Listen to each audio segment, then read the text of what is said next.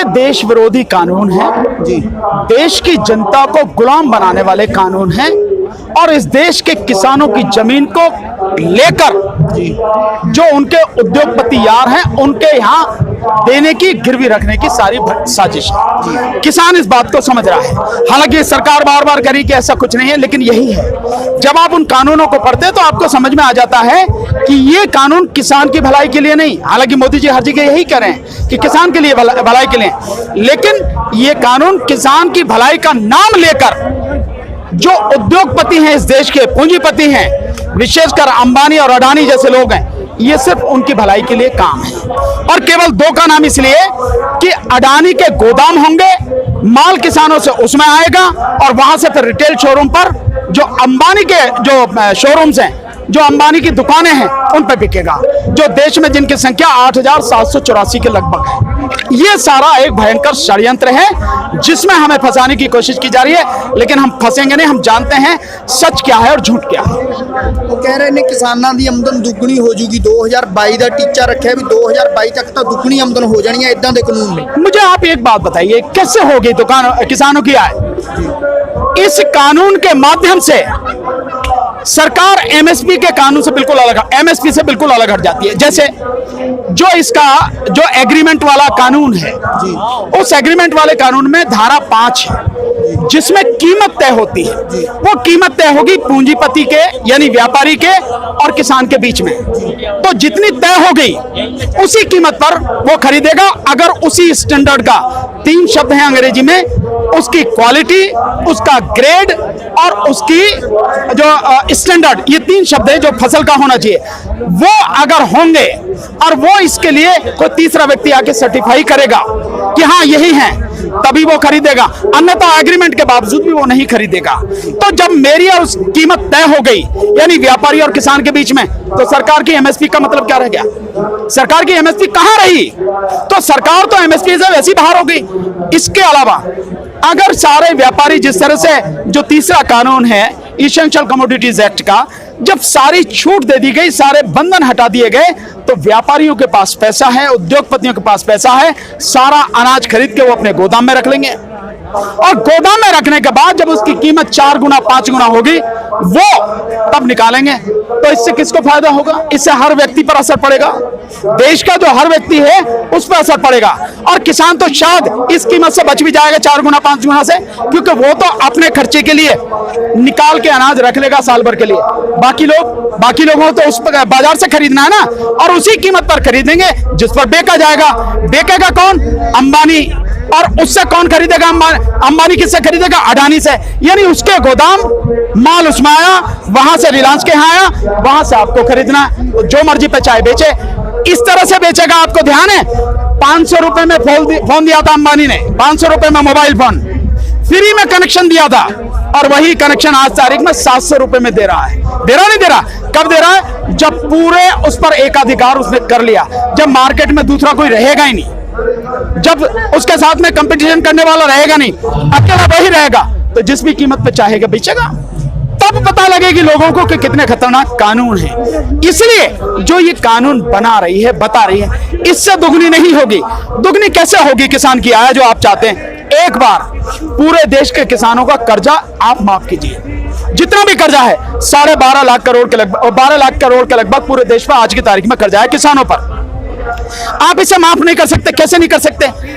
इस देश में 2004 से जो ये उद्योगपति हैं, इनको सरकार हर साल 5 लाख से 6 लाख करोड़ रुपए की टैक्स में छूट दे रही है। 5 लाख से 6 लाख करोड़ की टैक्स में छूट। इसके अलावा ये सरकार, मोदी सरकार, पिछले 5 साल में 6,60,000 करोड़ रुपए उनका कर्जा माफ कर चुकी है। कर्जा माफ कर चुकी है। उनमें 68,000 करोड़ रुपया उनका कर्जा है जो 50 लोग इस देश के बैंकों से जनता का पैसा लेके लूट के विदेशों में बैठे हैं, आए भी नहीं, उनका कर्जा माफ कर दे। तो जब आप 5 लाख करोड़ रुपए का टैक्स में छूट दे सकते हो, उनका कर्जा माफ कर सकते हो। आप किसान का कर्जा एक बार पूरी तरह से उसे कर्ज मुक्त नहीं कर सकते, कर सकते, लेकिन आपको किसानों की चिंता नहीं है। आपको चिंता किसकी? उद्योगपतियों की, जो पूंजीपति हैं उनकी, क्योंकि उनके तो जहाज हैं जिनमें बैठ के आप प्रचार कर सकते हो। किसान के पास क्या है? किसान के पास तो भैया वो तो मिट्टी में मिलकर अपने मिट्टी जैसा रंग बना के अपने बच्चों को पालता है, यही है ना किसान का। तो अगर सरकार चाहे तो एक तो पूरी तरह से कर्जा माफ करे, दूसरा जो एमएसपी है उस एमएसपी को कानूनी दर्जा दो, और एमएसपी भी वो होनी चाहिए जो स्वामीनाथन कमीशन के हिसाब से C2, जिसमें किसान की मेहनत भी शामिल है, केवल लागत नहीं मेहनत भी शामिल है, उस पे 50%। और वो कितनी बैठेगी? आज की तारीख में अगर हम गेहूं की बात करें 1975 रुपए गेहूं का एमएसपी है सही मायने में। और इस सरकार ने स्वामीनाथन कमीशन की रिपोर्ट लागू करने के लिए वादा भी किया था। यह सरकार ईमानदारी से अगर एमएसपी दे तो आज की एमएसपी गेहूं की बैठेगी तकरीबन 2800-2900 रुपए प्रति क्विंटल।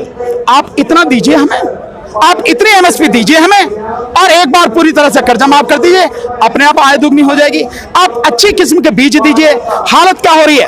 आप जब हमसे खरीदते हैं, हमसे किस हिसाब में खरीद रहे हैं? गेहूं खरीदा जा रहा है एमएसपी 1975, खरीदा जा रहा है 1300 रुपए 1400 रुपए।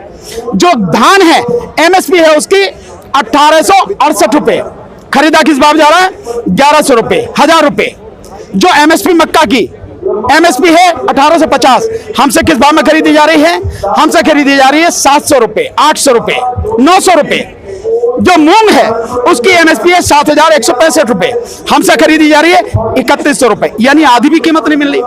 तो एमएसपी हमें दिलाइए, और वो एमएसपी भी स्वामीनाथन कमीशन के हिसाब से 50% बढ़ा के। हमें किसी से भीख नहीं चाहिए। किसान मेहनत करके खाने वाला स्वाभिमानी व्यक्ति है, उसे अपनी इज्जत प्यारी है, अपनी मेहनत पर उसे भरोसा है। आप मेहनत का उसको दाम दीजिए, हमें कुछ नहीं चाहिए, आपसे कुछ नहीं चाहिए। आप बीज हमसे दे रहे हैं, गेहूं हमसे ले रहे हैं आप 1300-1400 रुपए, और जब गेहूं का बीज लेने जाएं तो मिलता है 4800 रुपए, 5000 रुपए, यानी हमारी ही चीज आप हमें 4 गुना दाम में दे रहे हो। इसी का तो रोना है, इसी के लिए तो सारे कानून, ये सारी चीजें इसका विरोध कर रहे हैं। इसीलिए हमारा कहना है कि तीनों कानून वापस लो, एमएसपी को कानूनी दर्जा दो। जब तक नहीं लोगे संघर्ष जारी है। ਨਰਿੰਦਰ ਤੋਮਰ ਵੱਲੋਂ ਕਿਹਾ ਗਿਆ ਹੈ ਵੀ ਜੋ ਇਹ ਕਿਸਾਨ ਨੇ ਇਹਨਾਂ ਨੂੰ ਨਾ ਪਾਕਿਸਤਾਨ ਦੀ ਸਹਿ ਹੈ ਜਾਂ चीन दी कोई चाल है ਜਿਹੜੇ बैठे तो तोमर साहब से ये पूछो, हालांकि बेचारे तोमर साहब की तो कोई औकात ही नहीं है, वो तो जैसे मोदी जी कहते हैं वैसे ही चलेंगे, या अमित शाह जी कहते हैं वैसे ही चलेंगे। ये पूछो आप उनसे, अगर हम पाकिस्तानी हैं, हम खालिस्तानी हैं, हम आतंकवादी हैं, चीन और पाकिस्तान के इशारे पे काम कर रहे हैं, हमसे बात क्यों कर रहे हो भाई? ये 20 पेज का प्रस्ताव क्यों भेज रहे हो कि हम इस पर चर्चा करें? आपने 6-7 बार हमसे चर्चा कर ली, तो खालिस्तानियों से चर्चा कर रहे हो भाई? ये सब झूठा प्रचार है। और बीजेपी अकल नाम की चीज तो है नहीं, अपनी ही जाल में फंस जाती है, अपनी ही बातों में फंस जाती है। जैसे ये फंसी, अगर हम खालिस्तानी है तो बात क्यों कर रहे हो, और बात कर रहे हो तो हम खालिस्तानी है नहीं। और ये सच है कि हम सच्चे किसान हैं, हम बड़े सीधे सरल स्वभाव के मेहनतकश इंसान हैं। हम ना खालिस्तानी हैं ना कुछ हैं, हम तुम्हारी तरह देशद्रोही नहीं हैं। इस देश में अगर सबसे बड़ी देशद्रोह वाली कोई पार्टी है या कुछ लोग हैं तो बीजेपी के लोग हैं, आरएसएस के लोग हैं, यही लोग हैं जो इस देश को तबाह और बर्बाद करने पर तुले हैं। हम तो सारे के सारे देशभक्त और सच्चे लोग हैं। किसान संघर्ष ਨੂੰ ਢਾਹ ਲਾਉਣ ਲਈ ਇੱਥੇ ਵੀ शरारती अंसर छड्डे जा रहे हैं, कितना देखते? वो लगातार कर रहे हैं। देखिए, हमें सावधान रहना, हर किसी को बहुत ही सतर्क रहना है। इस आंदोलन को तोड़ने की कोशिश लगातार जारी है। इस आंदोलन में कुछ लोगों को घुसाया जा रहा है, कुछ किसानों को खरीद के, कुछ ऐसे लोग हैं जो बिकाऊ होते हैं उनको खरीद के आगे लाने की बात की जा रही है। इसीलिए कुछ किसान जो बात कर रहे हैं कि हमें एमएसपी की गारंटी दे दो, भाई एमएसपी की बात ही नहीं है। बात तो यह है कि तीनों कानून वापस लो, एमएसपी को कानूनी दर्जा दो, ये बात है ना। तो एमएसपी की गारंटी का क्या करेंगे हम? हमें मालूम है। तो हम सबको इस पर निगाह रखनी है। जो भी किसान अगर एमएसपी की बात करता है, केवल एमएसपी की, तो समझ लीजिए कि वो बीजेपी का आदमी है, हमारे बीच में गद्दार है, उनको घुसाया गया है। हमें उससे सावधान रहना है। इसके अलावा जो किसान से कह रहे हैं कि भाई ये कानून हाँ हमारी भलाई के लिए हैं, वो सारे के सारे बीजेपी के एजेंट हैं, इस देश आंदोलन को तोड़ने के लिए। हम सबको सावधान रहना है। केजरीवाल कितना देखते हो? उन्होंने कहा गया आरएसएस का एक दिन का भूख हड़ताल भी रखो। अब केजरीवाल तो आरएसएस का एजेंट है भाई, बीजेपी की भी टीम है। एक तरफ तो केजरीवाल जी कानूनों को नोटिफाई कर देते हैं, नोटिफिकेशन कर देते हैं, दूसरी तरफ आंदोलन की बात करते हैं। आप क्या कर रहे हैं यार? कम से कम अपने से तो ईमानदारी करो आप।